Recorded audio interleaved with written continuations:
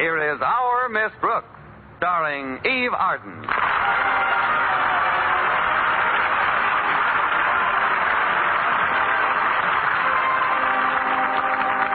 Last Friday was Student Government Day, a day upon which the entire administration of the city is handed over to high school pupils who have been elected by their classmates. Well, ordinarily, our Miss Brooks, who teaches English at Madison High School, would have very little to do with this event. But unfortunately, Miss Johnson, the civics teacher, took ill on Thursday, and our principal, Mr. Conklin, suggested that I take over her class. Of course, I didn't have to accept the assignment. I just figured that teaching is better than being totally unemployed. In some states, it's better. At any rate, I conducted Miss Johnson's civics class on Thursday, and on the subject, what would I do if I held public office, the class and I had quite a spirited discussion. And in view of later developments, I'm sorry I didn't listen. But Friday morning finally rolled around, and the entire student body and faculty gathered in the assembly hall to hear Mr. Conklin officially proclaim it Student Government Day. Mr. Boynton, my bashful biologist, was sitting in the front row, and accidentally, with the aid of two bloodhounds, I found myself sitting right next to him. Oh, hello, Miss Brooks. Why, Mr. Boynton, this is a surprise. To you, anyway. I didn't see you sit down. I believe I left my notebook on that seat. It's just some lecture notes on the North American porcupine. Oh, sorry, Mr. Boynton. I didn't even notice it. He must have pulled in his quills. Here you are. Thanks. I'll just hold it in my lap. Why don't we let the notebook have the seat and you could hold... No, not in school like that. You know, Miss Brooks, something just occurred to me.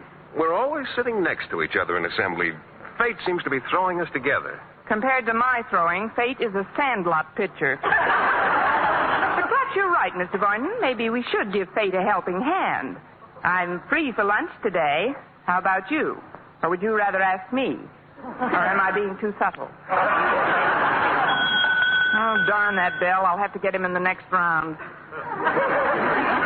Students, faculty members, and honored guests. First of all, as your principal, I would like to announce that because this is Student Government Day, school will be suspended. Please, please, please. I sympathize with your disappointment. As you know, Student Government Day has been tried successfully in many other communities, and I have always been ready to experiment in any progressive plan to foster good citizenship. That is why you see before you on this platform our honored guest, Mayor Remsen. Now, Mayor Remsen, would you care to say a few words? Of course not. He only brought those 9 pages along to put his gum in. Thank you, Mr. Conklin, for your generous introduction. As I look out upon this ocean of young, eager, intelligent faces, a tide of emotion swells up in me. I'm getting a little seasick myself. And as I think of the glorious future which this community can look forward to at the hands of these youths, I am deeply touched. I have always been well informed on the affairs of young people. He ought to be. He's kissed so many babies you can't see his tie for the pablum.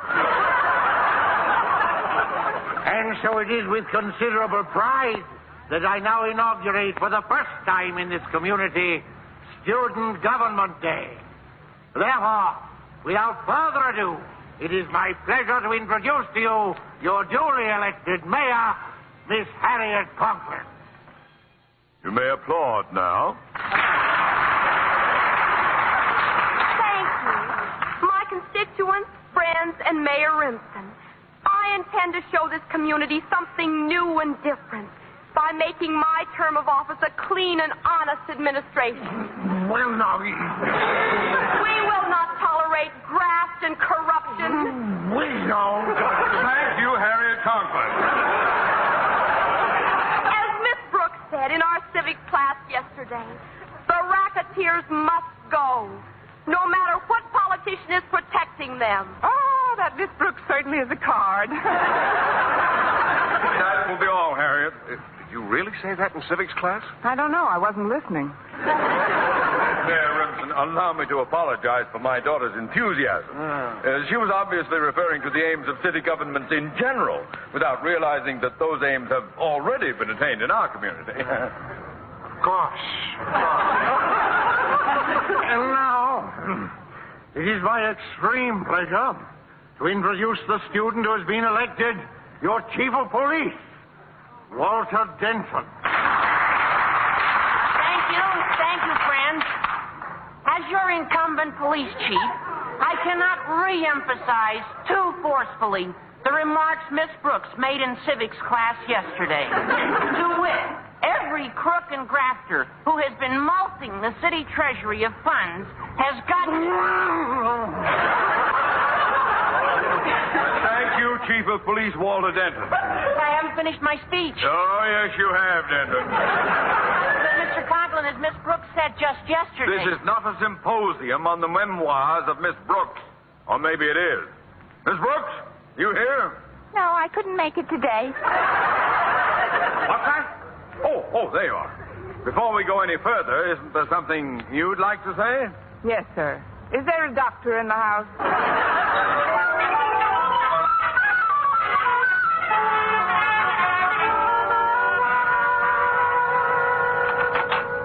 You sent for me, Mr. Conklin? Yes, Miss Brooks, I did. In spite of my abject apologies, Mayor Remsen left here in a very ugly mood. Now, Miss Brooks, just what happened in civics class yesterday? Well, we had an open discussion, and somebody opened it wider than I realized. But we only discussed corrupt city administrations in general, Mr. Conklin. We made no specific mention of Mayor Remsen's corrupt administration. Never mind what you mean. Thanks to you, we've got a band of young malcontents on our hands. Why, not 5 minutes ago, a student delegation was in here demanding a 3-day school week. And that's not all. They also informed me that they would like a 4-hour day, starting from the moment they leave home till the moment they arrive back there. That's portal to portal. Next thing you know, they'll be wanting time and a half for leaving the room. There's no telling how far this thing can go. They've got the whip hand. They're in public office today. Student Government Day indeed. Whoever thought up that crack-brained idea ought to have his head examined. Bend over, Mr. Conklin. What? It was your idea. Oh, well, don't change the subject. There's no telling. As I was saying, there's no telling what that student reform party is capable of doing. Miss Brooks, it's up to you to see that they stay out of mischief. But, Mr. Conklin, you said this was a holiday, and I've got a very important lunch date to make. Well, I'm sorry, Miss Brooks. You've got to chaperone those students. But, Mr. Conklin... Dismissed, But, Miss Brooks. I said fall out. On the double. Aye, aye, sir. Fine way to spend a holiday, chaperoning a bunch of...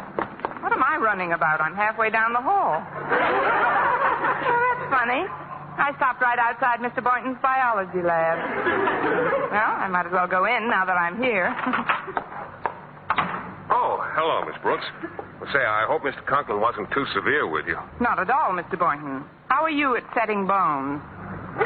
And speaking of lunch, which you weren't, the date we almost had, but didn't quite because you didn't get around to asking me, and which I was going to talk you into, but which I would have had to cancel because Mr. Conklin wants me to chaperone the students who are acting as government officials today. Oh, just a minute, Miss Brooks. I can't quite follow you. Me either, Mr. Boynton. I suppose I'm trying to apologize for standing you up. When? Today. You were supposed to have lunch with me today? How nice of you to ask me. Shall we say those front steps in 15 minutes? Oh, but... I just want to powder my nose and fix up a bit. But you said something about chaperoning the... Oh, that can wait till after lunch. See you in a little while, Mr. Boynton. I wonder if I'm playing too hard to get. Now, if I can just avoid Her Honor the Mayor and Walter Denton. Oh, Walter, there's Miss Brooks. Hiya, Miss Brooks. We've been looking for you. I've been lurking from you, too.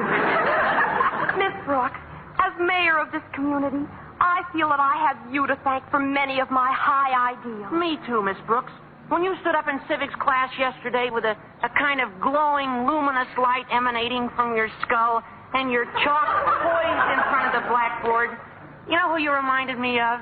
Joan of Arc at the Battle of the Erasers. Look kids. I promised Mr. Conklin I'd chaperone you today, but I have Miss Brooks. We're really going to clean up this town. You've no idea what's going on in this town, Miss Brooks.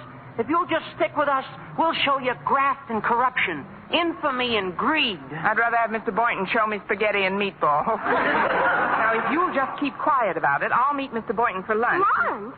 But what about the ideas of decent, honest government that you had yesterday? Yeah, and don't you want to be in it to kill? Who are we killing? I'm afraid we'll have to take an executive action, Walter. Right. Miss Brooks, I assume you still believe in obedience to duly elected authority? Of course I do, Walter. Then, as chief of police, I hereby appoint you deputy sheriff. For the rest of the day, Miss Brooks, you'll take orders from me. But, Walter... Silence? Oui, mon capitaine. Here, with this badge, I hereby make you a deputy sheriff. Look, Walter, to you I'm a deputy sheriff, and to Harriet I'm a deputy sheriff. But to a deputy sheriff, am I a deputy sheriff?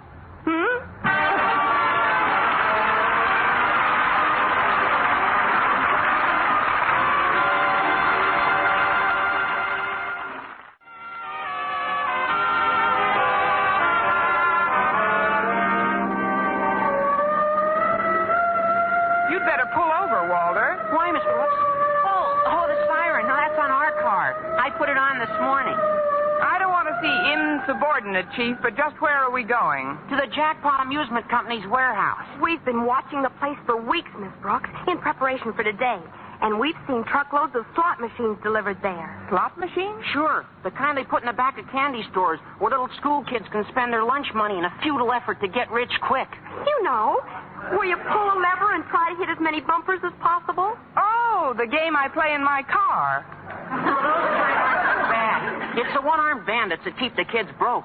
Oh, they're all fixed. Fixed? Sure. If a machine pays back more than 5 cents on the dollar, they break its arm. Here we are, the Jackpot Amusement Company. What are we going to do here? We're going to raid the place. We three? Now, there's another bunch of kids coming any minute. You see, the fire commissioner had to go home and change his pants. He tore him sliding down the pole at the firehouse. Well, are you all ready, men? Speaking for some of us men, no. Now, when I blow my police whistle, we'll charge. Sorry, I don't have an account here. Let's go. I'm with you, Walter. Oh, now, Walter, Harriet, listen. Let's go to a movie. Open up in the name of the law.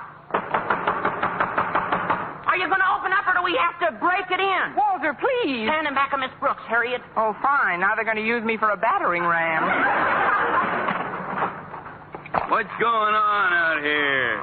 Trick or treat. What's that? Are you one of the employees of the Jackpot Amusement Company? What if I am? You're under arrest. What?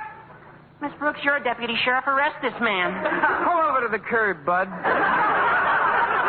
Look, lady, I'm a busy man. Why don't you just take your kids over to the playground and shove them down a sharp slide? Now beat it. Oh, resisting arrest, eh? This may go hard with you, my good man. What's going on here? Who blew the police whistle? I did. Officer, arrest this man. What did he do? He tried to get fresh with you, lady. No, and that's the story of my life. And what do you want him arrested for? Yours not the reason why. As your chief of police, I gave an order. Your duty is to obey. How does that go again, Sonny? You heard him, officer. As mayor, I decree that you arrest this individual. Now, let me get this straight. You're the mayor, and he's the chief of police. Ah. Who are you, lady? I'm Joan of Arc, and stop breathing on my armor. I do not wish to be rude, but I have to go in now. You see, I am Little Miss Muffet, and I have to go sit on my tuffet for a while. This is your last chance, officer. Arrest that man in there, or tomorrow you'll be pounding a beat in a swamp. Oh, pounding a beat in the swamp, is it? Do you realize this is insubordination? Oh, insubordination, is it? You've just got to arrest that man. Oh, arrest that man, is it? This is getting monotonous, was it? Look, folks, why don't you all run along and we'll forget about the whole thing? Oh, that settles it. Miss Brooks, arrest this policeman. Arrest this policeman, is it? Now, don't start that again. Will you go quietly, or do I have to use the bracelet? Take it easy, lady. We'll settle this in a minute. That doesn't frighten anybody. I got one of those, too. Good for you, Sonny.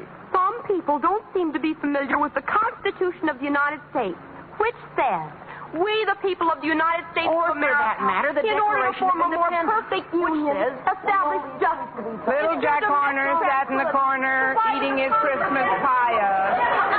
He stuck in his thumb and pulled out a plum, and along came the Black Mariah.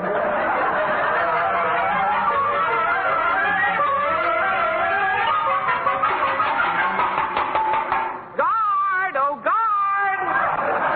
That's no use, Miss Brooks. He won't even listen to us. Let me call him. After all, I'm still mayor. Fine mayor. She's been in office 6 hours and the whole administration's up the river. Much your fault as mine. You and your police whistle. Now, don't start bickering, children. Maybe if we behave ourselves, they'll make us trustees.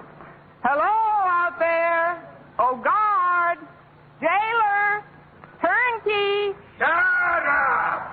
My, what ill-bred screws.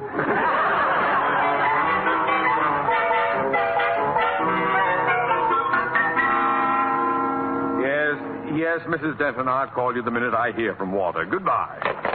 Imagine that, Martha. Mrs. Denton wanted me to call the police department. How would they know where her son Walter is? I can't understand it, Martha. You can't understand what, Osgood? That's the 5th parent who's called me up to ask why her child hasn't come home for dinner yet. You'd think they'd keep track of their children and not suddenly discover at 7 o'clock that they haven't come home for dinner yet. By the way, where's Harriet? She hasn't come home for dinner yet. What? Well, don't just stand there. Do something. Call Miss Brooks. I put the children in her charge. Call the police. The Bureau of Missing Persons. Get the district attorney. Contact the mayor. Find out if there's somebody else. Why don't they... Well, maybe you could get a hold of them. But I don't know what you're just standing there for. I'm here. I'm straight away. You're not scared. Why don't you do something? Here, go on. Osgood! Sometimes you sound like a walrus caught in a turkey staff. I did call Miss Brooks. Mrs. Davis says she wasn't home yet. Poor woman. She's had dinner on since 6. She's terribly worried about her stewed tomatoes. Please stop sniveling about Mrs. Davis's tomatoes. We've got our own tomato to worry about.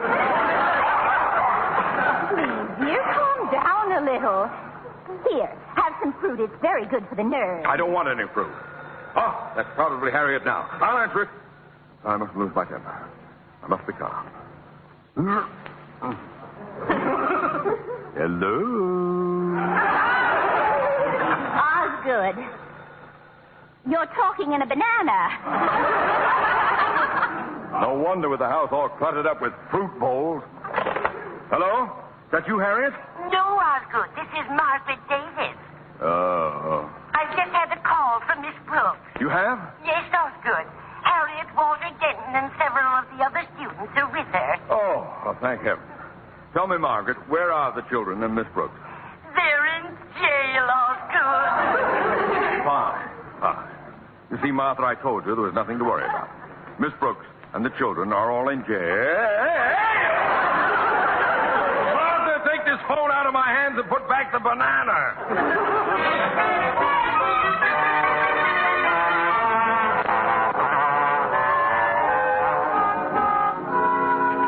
Here are the prisoners, young fella. You may talk with them, but don't try to pass anything through the bars. Oh, thank you. What's Mr. Boynton? Hi, Mr. Boynton. We've been framed. About that luncheon date, I don't think I can make it. What is all this, Miss Brooks? Haven't you heard? We're celebrating Student Convict Day. We were only doing our duty as public servants, but Mayor Remsen must have forgotten to notify any of the other authorities. Yeah, we raided some racketeers, and the next thing we knew, we were in the pie wagon. They have no right to hold you here. Oh, officer. Officer. What is it now? There's been a mistake. Please open this cell and let these people out of here. Oh, let these people out of here, is it? Well, yes, it just happens that I've had quite a bit of legal training in addition to my biological background, and I can tell you that you have no legal basis upon which to hold them any longer. Good for you, Mr. Boynton. That's telling him, Mr. B. And furthermore, I'm sure you don't want to get into any trouble. Oh, I don't I? Tell him you'll have him pounding a beet in the swamp. If you persist in this belligerent attitude, you're liable to be pounding a beet in a swamp. That's done it. I knew you'd see it my way. At last, Mr. Boynton, just you and I and the children. Absurd. I don't belong in this cell. Now behave yourself, or I'll put you in solitary. Oh, there you are, Connie. Why, it's Mrs. Davis. I would have been here sooner, but I just had to stop at the mass meeting. What mass meeting, Mrs. Davis? Oh, Mr. Boynton is with you. How nice. Please, Mrs. Davis, we've got to get out of here now. If you'll only... Everybody in town was there, Connie. And I told them what you said to me on the phone about Student Government Day being run all wrong. Good for you, Mrs. Davis. Now maybe we'll get some action. Where's the Brooks cell? The line forms on your left. I also told those parents how you said that if you had been running Student Government Day instead of Mr. Conklin, there wouldn't have been so much dunderheaded bumbling. Bumbling? Oh, hello, Osgood. We were just talking about you. Anybody want to buy a used teacher's license? Well, I guess I'll be running along. Now that Mr. Conklin's here, I'm sure there's nothing further to worry about. Miss Brooks, how could you put... Why did you have to... When were you... Oh, please, Mr. Conklin, remember your blood pressure. It wasn't Miss Brooks' fault, Daddy. Don't blame her. And you, Harry, in prison. How could you do this to me? My own flesh and blood. If you've got his blood, Harriet, you better watch your pressure, too. Quiet, gentlemen. Miss Brooks, my painful duty to inform you that you are under suspension for conduct unbecoming a teacher. Have you anything to say in your own defense? Yes, Your Honor, I'd like a new trial. On what ground? On the grounds that I'm not doing so well in this one. We'll discuss that at the proper time. Meanwhile, you children remain here in Mr. Boynton's charge until I can arrange to have... Mr. Boynton? Hello, Mr. Conklin. What in the world are you doing here? I'm just visiting, Mr. Conklin. One of those guests you just can't get rid of. Well, we'll see all about this. I'm going straight to Mayor Remsen's office. I'll handle this matter personally. But what'll I do in the meantime? With a little luck, 30 days.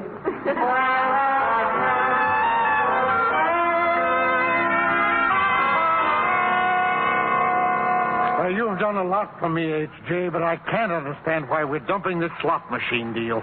Because it's too hot, Mayor. Besides, our cut ain't big enough. Also, the people are up in arms.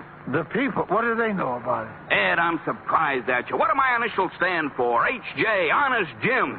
I'm the people's friend, Ed, and we got an election coming up. We can't afford to let the people get upset, or the first thing you know, they'll start thinking for themselves. And then where are we? Okay, Jim, okay. I'll have the jackpot company get rid of those machines right away. No, I've got a better idea. Ed, you're going to make yourself a hero with every parent in this community. Huh? You're going to let the kids do this job, the kids who were elected to public office for this one day. Wonderful, Jim, wonderful. I'll call all my department heads, and I'll tell them the students holding office that I have complete authority. Fine, Ed. It's democracy in action. That's what it is. Yes, sir, democracy in action. And Mayor Remsen is solidly behind it. Until after election.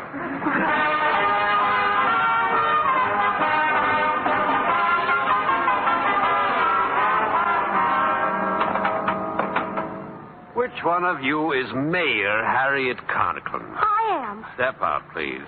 Now, which one of you is Chief of Police Denton? Oh, that's me. Come on out. I've had orders to release the both of you. Oh, but what about Miss Brooks and myself? Sorry, my orders didn't say anything about you two. But I insist that you release them immediately. Quiet, Walter. Orders are orders.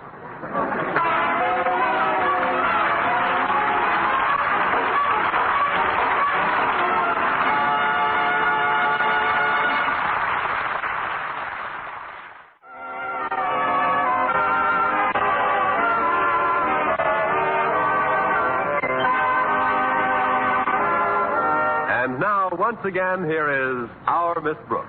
Well, in spite of everything, Walter and Harriet got us out of jail promptly. And that wasn't the only thing Student Government Day accomplished. The racketeers left town almost immediately. In fact, the very next day, Walter took me out to the jackpot warehouse for a last look at the place. Pretty deserted now, isn't it? Yes, it is, Walter. Let's go in and see if they've cleaned out the slot machine. I'm going to look around in back, Miss Brooks. Go ahead, Walter. Hey, here's one of those nickel machines. What a racket. Naturally, 2 lemons and an anchovy. If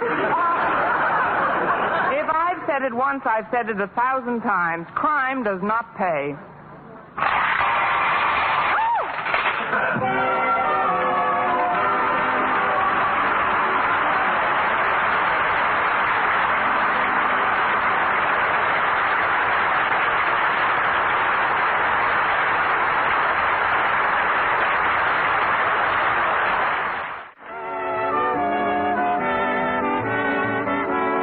Miss Brooks, starring Eve Arden, was produced and directed by Larry Burns, written by Arthur Alsberg and Al Lewis, with the music of Lud Bluskin.